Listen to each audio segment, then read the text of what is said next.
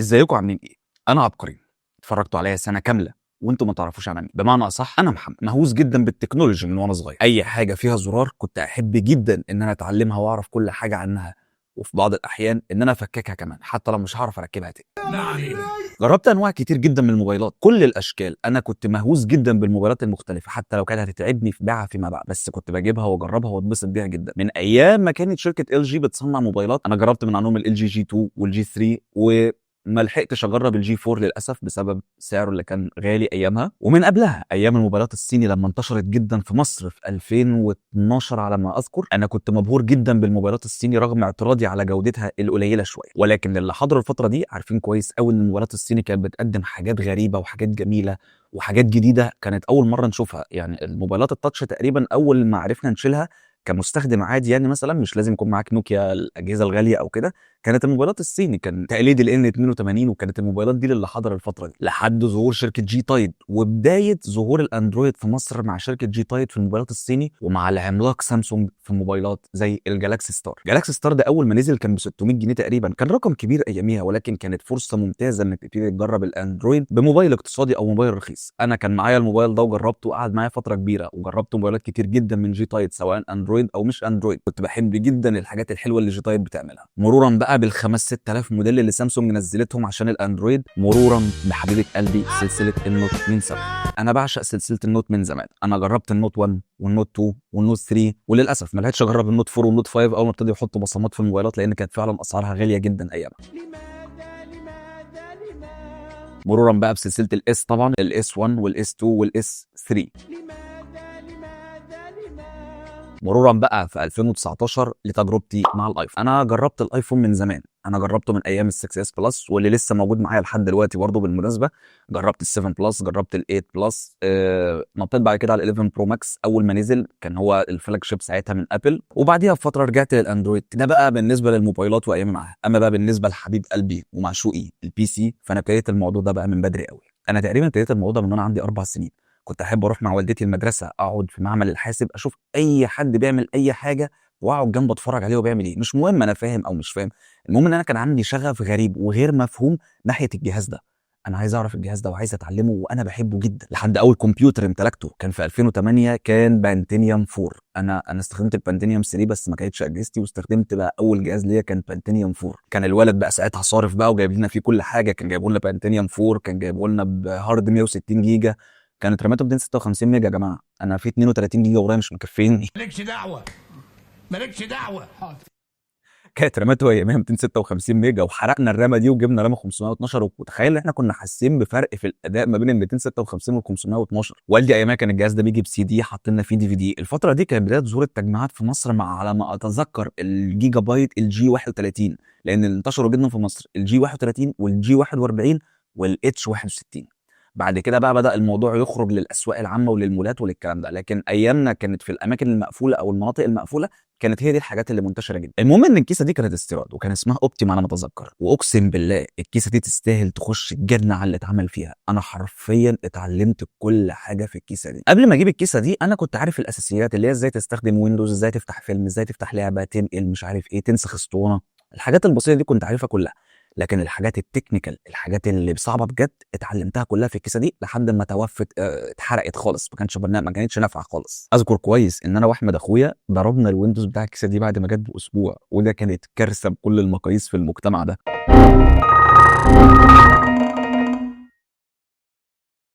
كان من الطبيعي في المجتمع ده ان النسخه المفروض تقعد من شهر لشهرين ل3 مع المستخدم عادي جدا قبل ما تبوظ او يحصل لها اي مشاكل. لا احنا الحمد لله بوظناها في اول اسبوع. المهم بابا جاب حد جارنا كان بيفهم فيهم كويس وبتاع ان هو يجي يصلحه. يعني قعدت جنبه وهو بيعمل انستولينج لويندوز اكس بي. انا مش فاهم اي حاجه، انا مش فاهم اي حاجه بس مستمتع. انا قاعد مبسوط وبتفرج رغم ان انا حرفيا مش فاهم اي حاجه من اللي بتحصل، والجهاز اتصلح واشتغل زي الفل. ما عداش اسبوع كنا مبوظينه تاني. فبابا بقى قال لك طيب خلاص احنا هنوديه المحل بقى يتصلح. كانت ايامها نسخه الويندوز الاكس بي بتتعمل ب 10 جنيه، حاسب فعلا كده، كانت ب 10 حاسب جنيه بالظبط. كده، حاسبي كده. الجهاز راح المحل واتصلح ورجع زي الفل. ما عداش اسبوع وكنا مبوظينه انا واحمد اخويا تاني. بيدور عليا، بيدور عليا. بابا قال لك لا بقى انا كده لازم اعلمكم الادب بقى وانا مش هصلحه المره دي. المهم انا واخويا نقعد ساكتين على كده، لا طبعا اللي بوظه لازم يصلح. لقينا اسطوانه عندنا او سي دي لويندوز كان اسمه ويندوز فيستا. للجيل بتاعي ويندوز فيستا كان هو الويندوز الرسمي اللي نزل من مايكروسوفت بعد ويندوز اكس بي. انت عندك باصدارات رسميه ويندوز اكس بي، ويندوز فيستا، ويندوز 7 على طول. طبعا كريستالا والكلام ده كله كانت حاجات تعديلات احنا اللي حضرناها بس. المهم لقينا الاسطوانه، فتحنا الدي في دي حطيناه في الجهاز، شغل الجهاز جاب حاجه غريبه كده، وبعدين كمل عادي خالص، فتح بوت على الويندوز اللي بايظ وعمل ريستارت وهكذا. ايام البوت في الويندوز القديم ده وحتى لحد دلوقتي على الفلاشات اللي بتتفرمط على موديل بايوس مثلا بيجي لك اعداد نقط كده لازم تلحق تدوس اي زرار قبليها عشان يبتدي يخش على البوت بتاع الويندوز، ما يكملش في البوت العادي خالص. المهم ريستارت ورا ريستارت، طب ما خبط كده، خبط في اي حاجه. المهم شاء القدر ان احنا دوسنا اي زرار والنقط دي بتعد، وابتدى يجي لنا حاجات غريبه احنا مش فاهمين فيها اي حاجه. وهنا بقى اشتغل الضحك، انتر ورا انتر ورا انتر ورا انتر، هوب شويه تحميلات، هوب الجهاز فتح. في ماي كمبيوتر قدامنا، في حاجات كتير قدامنا. طبعا هي مختلفه، وخلي بالك ان الفرق ما بين ويندوز اكس بي ويندوز فيستا عامل بالظبط زي الفرق ما بين ويندوز اكس بي ويندوز 7 او ويندوز 10. القوايم مختلفه، شكل الستارت مختلف، كل حاجه مختلفه. المهم ان احنا عملنا فرح في البيت بمجرد ما الجهاز فتح. اي نعم جينا نجرب الالعاب مش شغاله، جينا نجرب اغاني مش سامعين اي صوت. الاجهزه القديمه دي مش زي دلوقتي، كان بيجي مع كل جهاز او كل بورده سي دي تعريفات، لازم السي ده تركبه بعد ما تحمل ويندوز وتبتدي تعرف كل حاجه لوحدها، تعرف الصوت لوحده، كارت الشاشه لوحده، اللان لوحده او النت لوحده زي ما كنا بنقول عليها. بس مش مشكله، احنا كنا مبسوطين، الجهاز اشتغل. اي نعم هم لعبتين اللي كانوا شغالين عندنا بس كنا بنلعبهم، كانت لعبه يوجي كانت بتشتغل من غير تعريف كارت الصوت، مفيش مشكله وبس. ابتديت واحده واحده، سؤال من هنا على سؤال من هنا، وهنيجي للحته دي كمان شويه. ابتديت اتعلم واحده واحده الصيانه، وعند تعليمي للصيانه في وقفه شويه للاسف.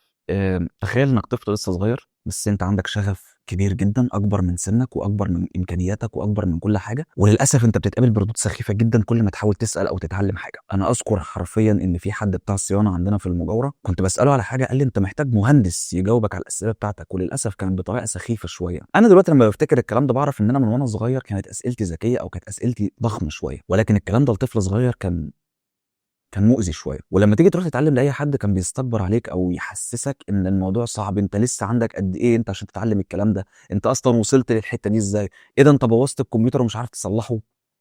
ردود سخيفه، ما كانش حد عايز يعلم حد، بتحس ان الموضوع كان سر، ما اعرفش هو اللي كان سر ولا المجتمع اللي انا فيه ولا سني هو اللي كان مشكله. المهم عدى الوقت وعرفت مره ان انا اشتغل في محل كمبيوتر، وللامانه هو اللي اختارني لحد عزيز جدا على قلبي. لو لفت الايام والزمن وشاف الفيديو ده انا بشكرك جدا من كل قلبي. حد كان اسمه استاذ عمرو، الوحيد اللي علمني وفهمني وما تكبرش عليا وما ضايقنيش في اي حاجه. شاء القدر ان انا قاعد لقيت في محل كمبيوتر بيفتح في السنتر بالصدفه. تخيل ان انا من كتر شغفي وحبي في المجال ان انا رايح اشوف المحل ده عنده ايه او بيعمل ايه، مع ان انا لا هشتري حاجه ولا هعمل عنده حاجه، بس هو انا رايح اشوفه بس بيعمل ايه. انا كان عندي شغف مش طبيعي. رحت المحل، الراجل اتكلم معايا للامانه، وفجاه لقيته هو اللي بيقول لي ما تيجي تشتغل معايا. انا الفرحه ما كانتش سايعاني، الموضوع بالنسبه لي كان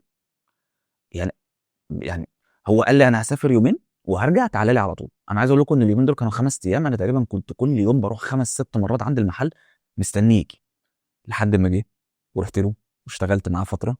وحقيقي انا بشكره جدا لان هو الاب الروحي ليا في المجال ده فعلا.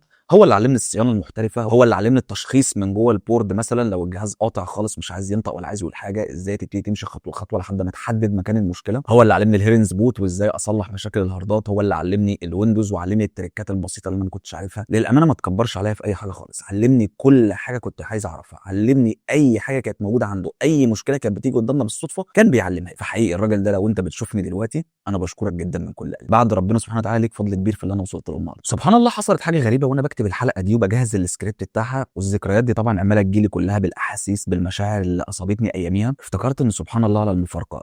شوف انا كنت فين، والنهارده انا قاعد بكتب الحلقه اللي انتوا بتسمعوها دلوقتي دي على ماك بوك برو، اشتريته من يومين بالظبط، اتعلمت فيه كل حاجه، بعرف اعمل له سوفت وير ابديت، بعرف اعمل له ابديتس ابل مش دعمها اساسا، بعرف احط عليه ويندوز 10، بعرف اعمل فيه كل حاجه. اتعلمت الكلام ده كله الحمد لله في يومين، اللي هو سبحان الله الواحد كان فين وبقى فين، الواحد كان تايه مش عارف يحمل حته ويندوز اكس بي مثلا ولا حاجه، الحمد لله الواحد النهارده وصل لحته حلوه، فده سبحان مغير الاحوال فعلا يعني. المهم بمناسبه موضوع الماك بوك ده، في فيديوهين قويين جدا جدا جدا جايين بخصوص موضوع الماك بوك ده، اعمل لي لايك واشتراك عشان تقدر تشوفهم معايا، هم خلاص مش فاضل عليهم كتير. المهم بعد ما اشتغلت فتره في المجال ظروف حياتي وتغيير مسار حياتي اجبرني ان انا ابعد تماما عن المجال بشكل كامل من 2016 ل 2020 على ما اتذكر. طبعا ده كانت الطفره اللي حصلت فيها ظهور كروت الار تي اكس، ظهور الاجيال القويه من انتل، ظهور الاي ام دي بشكل مرعب وتوحشها في السوق. ولكن في 2020 لما قررت ان انا ارجع المجال تاني وبسبب الحمد لله حبي وشغفي ليه، انا في يومين بالظبط كنت قادر الم كل السنين اللي فاتتني بكل الاجيال اللي فيها واعرف كل حاجه فاتتني. وكنت دايما متابع العتاوله في المجال بتاعنا ده،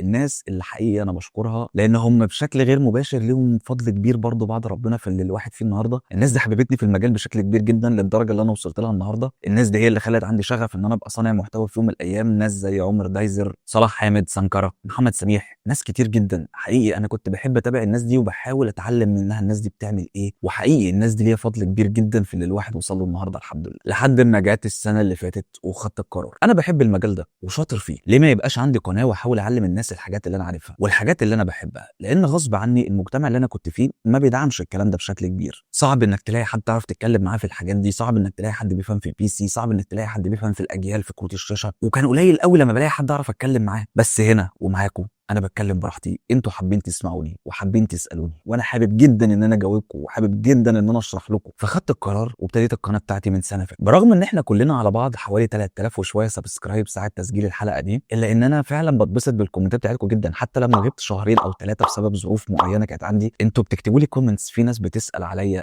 محمد اشرف اكتر متابع مخلص ليا شفته، كان كل يومين 3 كده يقوم جايب فيديو كاتب لي عليه كومنت يسال عليا انت فين، غيابك طال، وكان زعلان جدا من الغياب بتاعي. ولما رجعت اشوف الكومنتس على الفيديوهات القديمه بتاعتي، لقيت في ناس مبسوطه، في ناس بتشكرني على الشرح، في ناس بتسالني.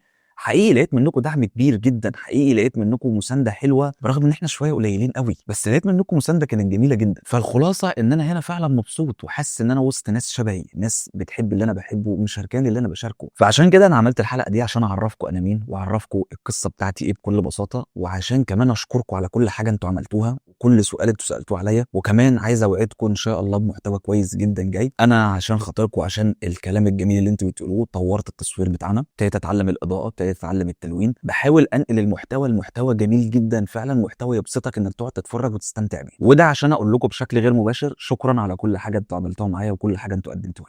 وبس، كان معاكم عبقريين، والسلام عليكم ورحمه الله وبركاته.